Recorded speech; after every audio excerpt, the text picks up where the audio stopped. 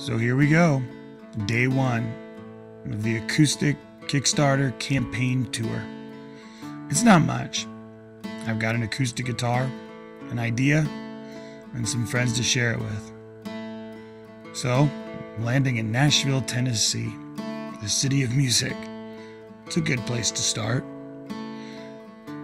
Sometimes you know exactly what you're supposed to do. And there's other times, most of the time it feels like, God gives you just enough of an idea so you'll jump out of the boat and see if you can walk on water. What do we know? God's marrying worship and prayer and the preaching of the gospel to the ends of the earth. And we're just trying to figure out what everything in between looks like, writing songs and sharing our hearts with anybody who will listen. But there are people that help you along the way too. Take this guy.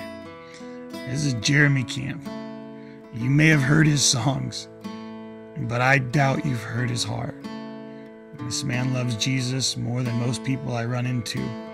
He's been on massive stages and huge platforms, but his heart is super tender. I asked him about worship, asked him about what he sees, what he thinks.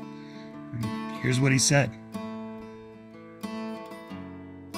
You fully are engaged in what worship to the Lord is when you're saying, God, you're so huge and worth it so much and so glorious that I will lay my life down for you. That's when I think the reaction actually takes place, when you're saying, you are holy, you are powerful, you are a healer, you're victorious, all these things.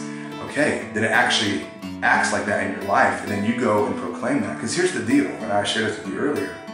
It's like my wife, if she were to say, because I think we get worship as just singing, you know, and so we can get caught up in that. And so it's like my wife would say, Jeremy, you know, take the trash out. And I'd say, but I love you, honey. And she's like, Jeremy, I love you too, but can you take the trash out? And I'm like, but I love you, honey. And it'd be the same thing as if we were like, God, I love you so much, and you're so awesome. And he's like, I love you too. I'm so glad that you have, you know, okay, Lord, I love you. And he's like, I love you too. Now feed my sheep. Feed my sheep. Do something. Because we can be hearers all we want and have emotional things all we want. But the reaction of that, if we're having a true encounter with God, what's going to happen? There's going to be a response to that. There'll be a response. If you have an encounter with God, there'll be a response to that, because there's going to be something that's changing in your life.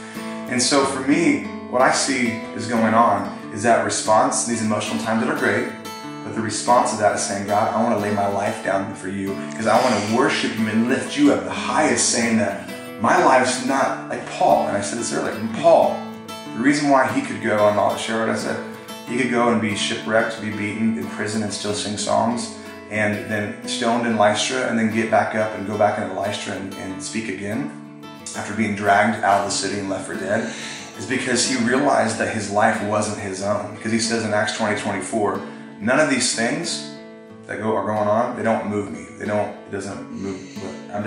My life is worth nothing. Not that he's saying, I'm worthless. Yeah. No. He realized that God saved me. I was persecuting his people, and he loved me enough to save me. So he's saying, my life's not my own. I've been crucified with Christ. I no longer live. You know, I'm to lay my life down as a living sacrifice. You know, and he says, you know, I want to save my life, so I have to lose it.